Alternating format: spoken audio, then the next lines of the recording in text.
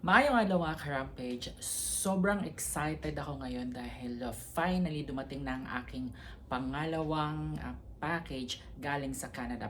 Galing sa isang personal shopper sa Canada, ang Coach District Cross Body Bag galing sa Coach Canada Outlet.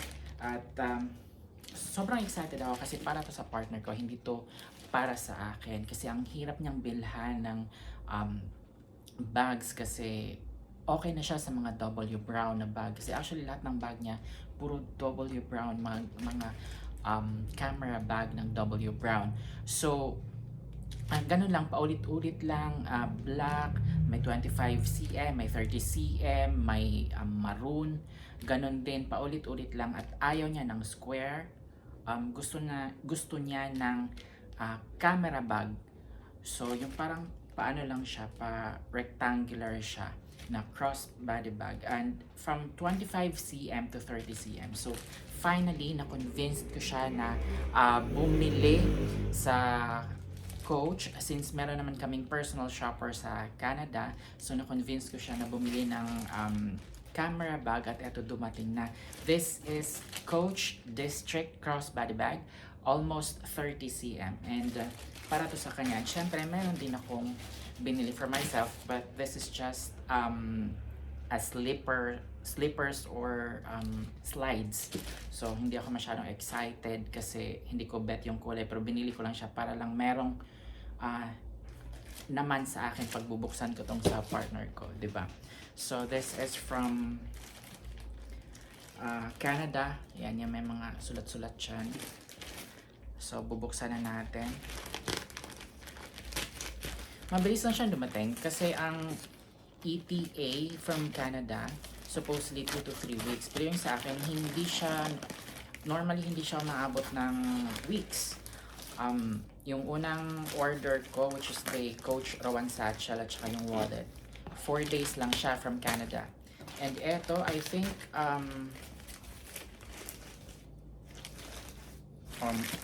wala pa siyang 1 week. I think, wala pa siyang 1 week. Kasi parang sabi nung personal shopper, Huwebes, mag-1 week. So, 1 week siya. More or less 1 week. Mabilis lang siya sa ETA na 2 to 3 weeks. No. Excited ako kasi yung partner ko, ayaw niya talaga ng mga ganito. Ayaw niya ng bags na may logo, which is eto, may logo to ng kaunti. Kasi yung mga Coach na yung mga CC na konti. Kasi yung mga double brown na binibili niya, yung leather lang siya talaga, na plain leather lang. Wala siya talagang mga logo.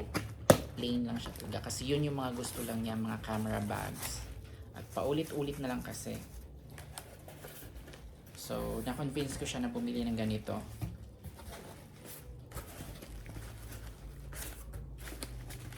At sana magustuhan niya. So, this is it. Thank you. Kapag sa outlet ang bibilihan, ganito lang yung packaging niya. Wala siyang a dust bag, walang box na bongga. Ang meron lang kadalasan wala nga siyang paper bag kasi minsan may paper bag from outlets.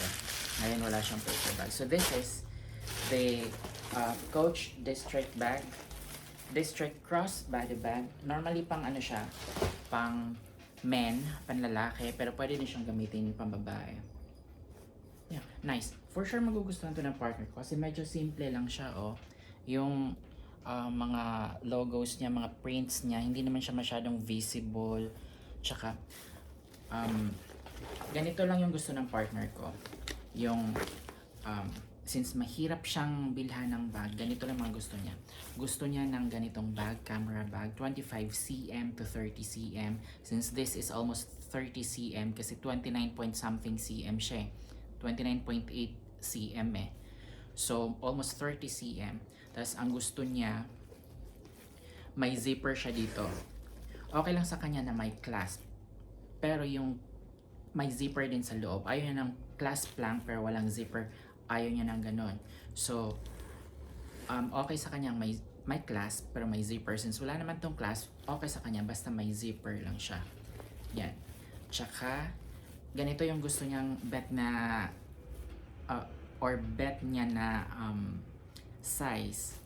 Kasi may mailalagay pa siyang maraming bag kasi nagdadala pa siya ng payong, maliit na payong. So, yan. Tapos dalawa pa phones niya. So, yan. This is the Coach Coach District Cross Body Bag. Ayan.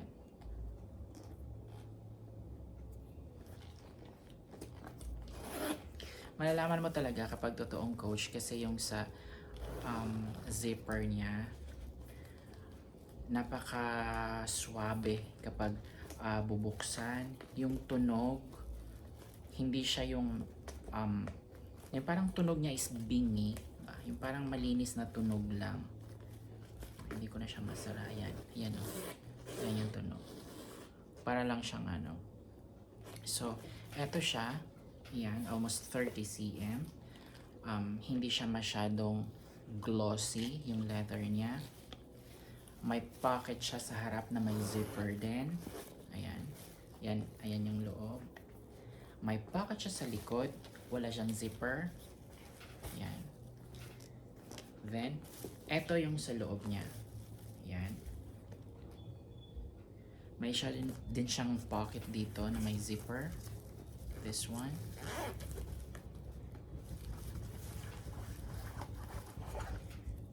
And dito yung card.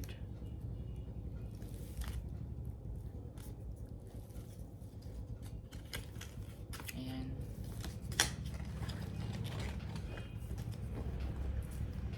Then may dalawa din siyang pockets dito. Ayan. Bagay na bagay ito sa partner ko kasi ganito lang yung mga gusto niya, mga simplihan lang na na bags. For sure, magugustuhan niya to. Na-excite naman tuloy akong makita niya kasi nasa office pa siya, pa-uwi pa lang siya. Tingnan mo yung logo. Napaka-simple lang. Ayan. So, this is the Coach District Cross Body Bag. Ayan.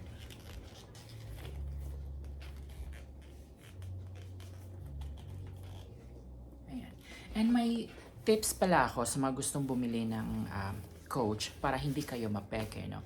Since uso ngayon yung mga nagtitinda dito sa Pilipinas ng sinasabing 100% authentic sa Instagram, sa Facebook, sa wala ba Twitter, o I don't know kung may Twitter din. Basta kadalasan sa Facebook at saka sa Instagram, no.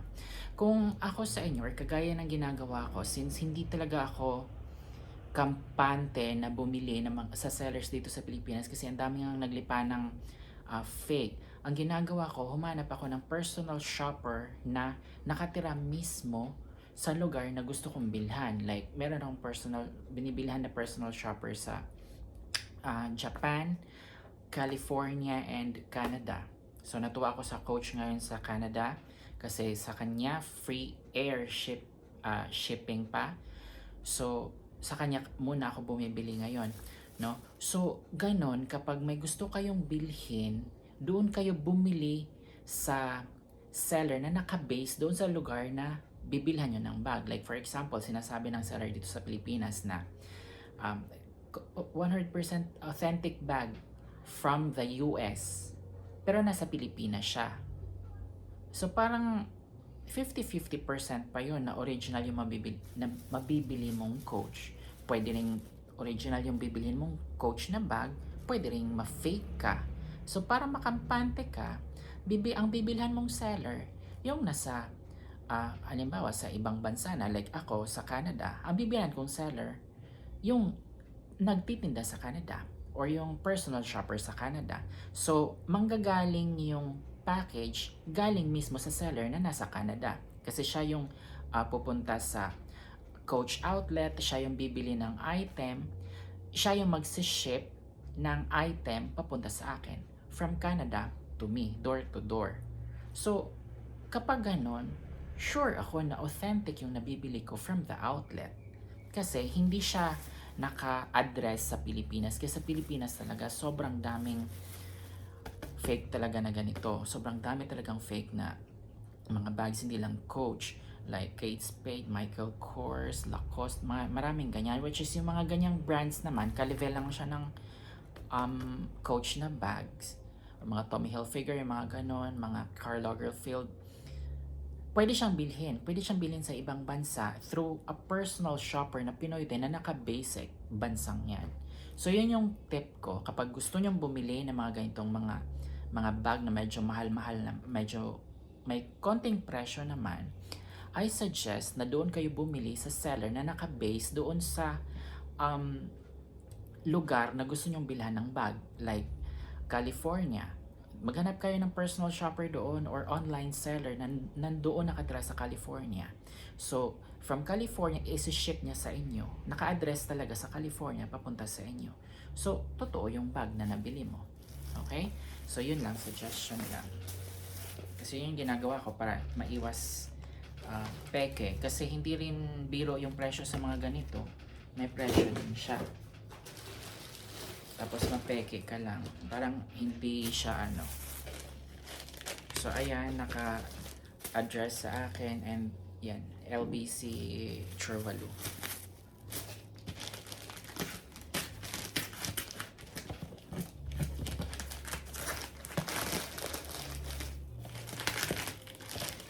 Ito naman yung slides na hindi ko masyadong bet pero binili ko na lang para meron. Kasi sale siya. Siya yung clearance. Binili ko siya para meron namang mabuksan ako for myself. Hindi lang para sa partner ko. Para nakaka-excite naman. Though na-excite ako sa bag ng partner ko. Pero hindi ako nagsusot na kasi ng ganun bag. Kaya sa kanya talaga. Masyadong masculine. And masculine bags for men are boring for me. Gusto ko ng mga pambabaeng bags. Pero hindi naman yung too loud na bags. Yung mga pink na floral or crochet. No, not that one. The leather ones. So, this is the slides.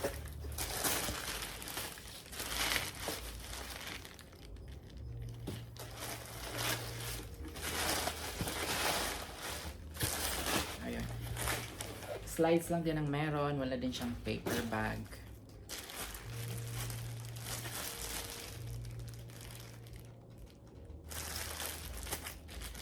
Tapos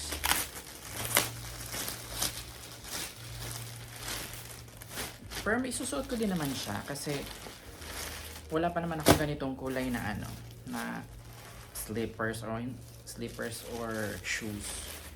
Or masusuot ko din naman siya. Leather din naman pala siya. Kala ko naman hindi siya leather. Ayan. Coach din. Size 10. Para meron din talaga akong ano. Ayan yung card niya. Para meron din naman talaga for myself sa package. Ayan siya. Cute din naman siya. Mukhang bet ko din naman siya. Tsaka magaan. Hindi siya ano. Hindi siya bulky or ayan siya. Maganda din siya. Maganda siya, oh. Kasi naman ay sabing ano, pangit siya. Pero okay siya. Kahit sa mura lang yung price niya dahil naka-clearance nga siya. Yan. So this is the slides. Maganda naman siya from a personal shopper sa Canada. And this is the Coach District Cross body bag naman para sa partner ko. Again, kapag gustong bumili ng mga medyo may presyo na bags, I suggest doon kayo bumili sa mga personal shoppers or online sellers na naka-base sa lugar na gusto niyo yung bilhan ng bag, like sa California. Maghanap kayo ng personal shopper doon or online seller na naka-base sa California, na Pinoy na naka-base sa California. So from there, i-ship niya sa inyo yung bag. So alam niyo talaga na totoo. Or from Japan, i-ship ng online seller na nasa Japan papunta sa Pilipinas. So, ang sa case ko, sa Canada ako ngayon. So, ang personal shopper namin sa Canada, siya yung pumupunta sa mga outlets, bumibili sa mga outlets na gusto namin like Lacoste, mga ganon. Kasi hindi lang isa yung personal shopper sa Canada na inaanuhan ko may Lacoste, Karl Lagerfeld, MK, Kate Spade, Tommy Hilfiger, Coach, ayan Coach. Basta marami pa. Yung mga magka level lang na brand. Yung mga Marc Jacobs, yan. So, kagaya ko na gusto ko magpabili ng ganon. So, nakahanap ako ng mga dalawang personal shopper doon. So, nagpapabili ako sa kanila doon. So, from Canada, siniship nila sa akin papunta sa Pilipinas. So, sure ako na totoo yung mga items na dumadating sa akin. So, yun lang and I hope you like my video and please like and subscribe.